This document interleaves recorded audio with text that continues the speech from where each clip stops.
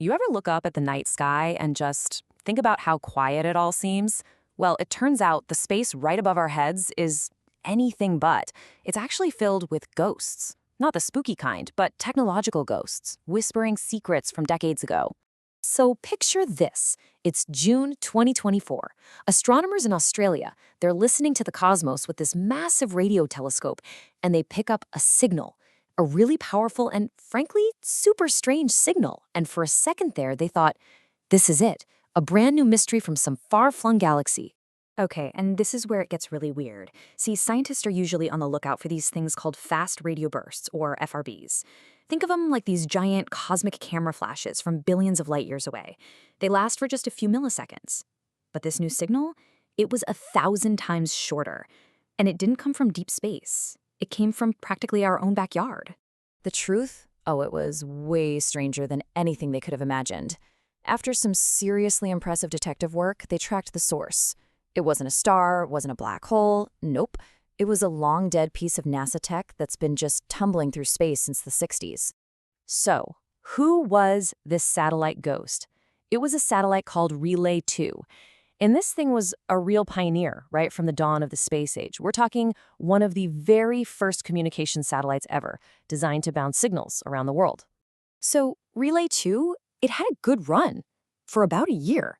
By 1967, all its systems were dead, kaput. For almost 60 years, it was nothing more than a piece of space junk. And then, out of nowhere, in 2024, it lets out this scream into the void. This crazy powerful nanosecond-long pulse. And here's the real kicker. This was not a transmission. The satellite's hardware couldn't have made a signal like that, not even when it was brand new. This was something else, a true ghost in the machine. And scientists? They were completely stumped. So this whole thing with Relay 2, it just blew the doors open on a much bigger question.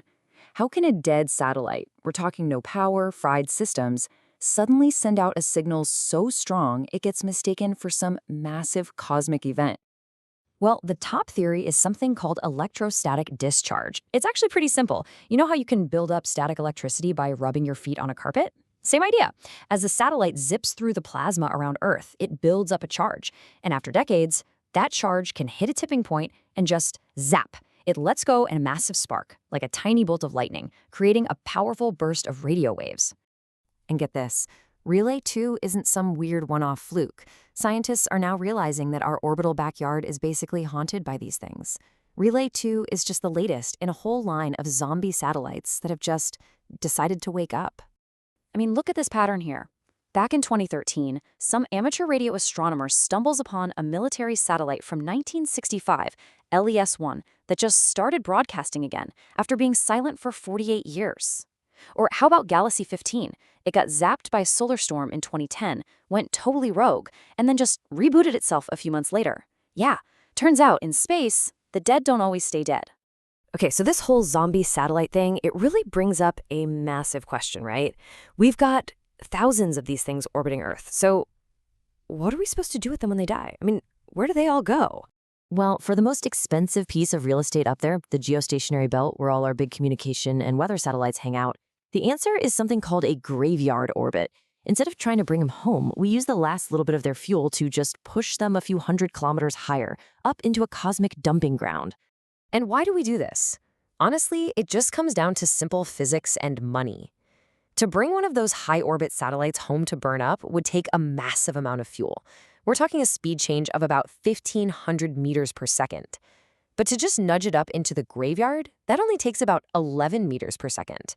It's over 100 times more fuel efficient to dump it than to bring it home. It would just be way too expensive otherwise. But you know, this whole sweeping our junk under the cosmic rug strategy, it's not exactly a perfect solution. That graveyard is getting crowded.